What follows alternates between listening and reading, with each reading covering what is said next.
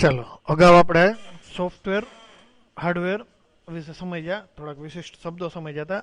આજે આપણે આગળ વધીએ કોમ્પ્યુટરની પેઢીઓ વિશે સમજશું. બરાબર છે? કોમ્પ્યુટર જનરેશન કઈ છે, કોમ્પ્યુટરની પેઢીઓ શું છે, એના વિશે સમજશું. કોમ્પ્યુટરમાં ટેકનોલોજીના આધારે શરૂઆતના કોમ્પ્યુટરથી અત્યારના આધુનિક કોમ્પ્યુટર સુધી જે ફેરફારો થયા છે તે ફેરફારોને જનરેશન તરીકે ઓળખવામાં આવે છે. કોમ્પ્યુટરની મુખ્ય 5 જનરેશન છે, જે નીચે મુજબ છે. પ્રથમ પેઢી 1942 થી 1955 દરમિયાનનો સમયગાળો એનો છે. એમાં એની શોધ થઈ અને એમાં પ્રથમ પેઢીના કોમ્પ્યુટરો હતા. આ પેઢીના કોમ્પ્યુટરની બનાવટમાં વેક્યુમ ટ્યુબ વાલ્વનો ઉપયોગ કરવામાં આવ્યો હતો. આ વેક્યુમ ટ્યુબનું કદ સામાન્ય રીતે ઘણું મોટું હોય છે. એક અંદાજ મુજબ આવી 18,000 વેક્યુમ ટ્યુબનો ઉપયોગના લીધે કોમ્પ્યુટર બન્યું હતું, જેના કારણે કોમ્પ્યુટરનું કદ વિશાળ અને અતિકાય બની ગયું હતું. આ કોમ્પ્યુટર વિશાળ પ્રમાણમાં જગ્યા રોકતા હતા. આ પ્રકારના કોમ્પ્યુટર ચાલુ કરવા માટે મોટા પ્રમાણમાં વીજ શક્તિ પણ ખર્ચવી પડતી હતી અને આ પેઢીના કોમ્પ્યુટરો ઘણા જ મોટા પ્રમાણમાં ગરમી પણ ઉત્પન્ન કરતા હતા, જેના કારણે મોટા મોટા કોલ્ડ રૂમો પણ તૈયાર કરવા પડતા હતા અને એમાં કોમ્પ્યુટરને રાખવા પડતા હતા. આ પેઢીના કોમ્પ્યુટરને ચાલુ કરવા માટે 52 મિનિટ જેટલો સમય લાગતો હતો. આ પેઢીના કોમ્પ્યુટરમાં એક વખત પ્રોગ્રામ લખ્યા પછી સુધારો વધારો થઈ શકતા ન હતા. કોમ્પ્યુટરની પ્રથમ પેઢી દરમિયાન નીચે મુજબના કોમ્પ્યુટરો બનાવવામાં આવ્યા હતા. આ મુજબના કોમ્પ્યુટરો બનાવવામાં આવ્યા હતા. કોમ્પ્યુટરની પ્રથમ પેઢીમાં ENIAC, EDIVAC, EDISAC, UNIVAC, UNIVAC 2, mark 1, mark 2, IBM વગેરે કોમ્પ્યુટરો બન્યા હતા. હવે બીજી પેઢી, એનો સમયગાળો 1955 થી 1964 નો હતો. 1955 થી 1964 સુધીનો સમયગાળો કોમ્પ્યુટરની બીજી પેઢી માટેનો કહેવાય છે. આ સમયગાળા દરમિયાન વિલિયમ બી શોકલી નામના સાયન્ટિસ્ટ દ્વારા બેલ લેબોરેટરીની અંદર સોલિડ સ્ટેટ ડિવાઇસની રચના કરવામાં આવી, જેને ટ્રાન્ઝિસ્ટર તરીકે ઓળખીએ છીએ. તેની શોધ થઈ. ટ્રાન્ઝિસ્ટરનું કદ વેક્યુમ ટ્યુબની સરખામણીમાં ઘણું નાનું હતું. ટ્રાન્ઝિસ્ટર ઓછા વીજ દબાણે ઝડપથી ગરમ થવાનો ગુણધર્મ ધરાવે છે. તેથી વેક્યુમ ટ્યુબની જગ્યા હવે ટ્રાન્ઝિસ્ટર વપરાવા લાગ્યા. ટ્રાન્ઝિસ્ટર વપરાવાથી કોમ્પ્યુટરનું કદ પ્રથમ પેઢીના કોમ્પ્યુટરની સરખામણીમાં લગભગ અડધું થઈ ગયું. આ પેઢી દરમિયાન IBM કંપની દ્વારા IBM 1404, IBM 1000, UNIVAC 3 વગેરે પ્રકારના કોમ્પ્યુટરો તૈયાર કરવામાં આવેલા હતા. હવે ત્રીજી પેઢી 1964 થી 1975 સુધીનો સમયગાળો ત્રીજી પેઢીનો કહેવાય છે. આ સમય દરમિયાન ટેકનોલોજીમાં ઉત્તરોત્તર વિકાસ થવાને કારણે સોલિડ સ્ટેટ ડિવાઇસ અને જુદા જુદા કોમ્પોનન્ટને એકી સાથે સિલિકોન ધાતુની ચિપ પર ઇન્ટિગ્રેશન કરવાનું શક્ય બન્યું, જેને ઇન્ટિગ્રેટેડ સર્કિટ એટલે કે IC કહેવામાં આવે છે. ICને કારણે કોમ્પ્યુટરની સાઇઝમાં ખૂબ જ ઘટાડો થયો. ICને કારણે કોમ્પ્યુટરનું કદ પ્રથમ અને દ્વિતીય પેઢીની સરખામણીમાં ઘણું બધું નાનું તૈયાર થઈ ગયું. તેને એક નાના ટેબલ ઉપર મૂકી શકાય તેવું કદ એનું થઈ ગયું. ત્રીજી પેઢી દરમિયાન કોમ્પ્યુટરોમાં IBM 360, IBM 370, બોરોવ 5700, 6700, 7700 વગેરે પ્રકારના કોમ્પ્યુટરો બજારમાં આવ્યા. ચોથી પેઢીનું કોમ્પ્યુટર.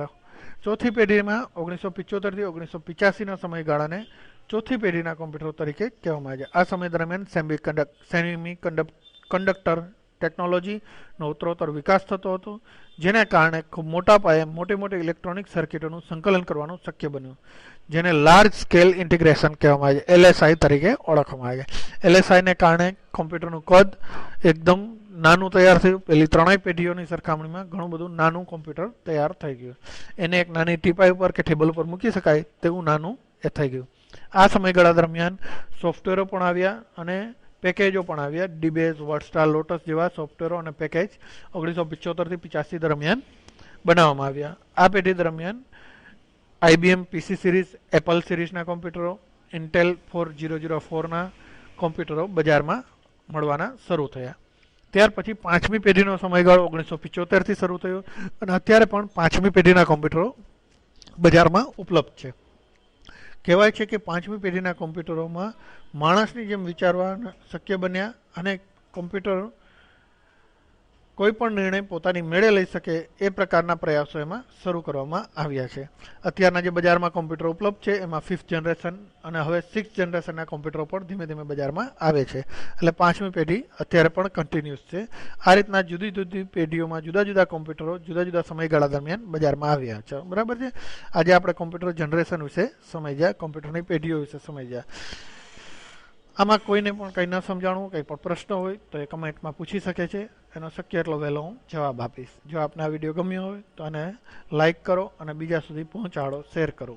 આવા જ એજ્યુકેશન અને ટેકનિકલ વિડીયો સરળતાથી મળી રહે એના માટે અમારી આ ચેનલને સબસ્ક્રાઈબ કરો. ચેનલનું નામ દેવેન ગોકાણી છે.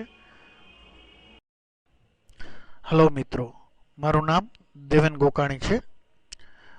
યુટ્યુબની ચેનલ મારા નામથી જ મેં બનાવેલી છે, દેવેન ગોકાણી. આ ચેનલ દ્વારા ગુજરાતી માધ્યમમાં એટલે કે ગુજરાતી ભાષામાં કોમ્પ્યુટર વિશે શરૂઆતથી કોમ્પ્યુટર ફંડામેન્ટલથી કરી અને જુદા જુદા સોફ્ટવેરો વિશે તમને વિડીયો દ્વારા હું શિક્ષણ પૂરું પાડીશ. તો જેથી કરીને ગુજરાતી ભાષા જાણનારા વિદ્યાર્થીઓ કોમ્પ્યુટર ક્ષેત્રમાં આગળ વધી શકે અને કોમ્પ્યુટર વિશેનું જ્ઞાન પોતાનું વધારી શકે. તો મિત્રો, મારી ચેનલને સબસ્ક્રાઈબ કરવા માટે નીચે લાલ બટન સબસ્ક્રાઈબ નામનું આપેલું છે, એના પર ક્લિક કરો જેથી મારી ચેનલ સબસ્ક્રાઈબ થઈ જશે અને તમને આ વિડીયો સરળતાથી મળતા રહેશે.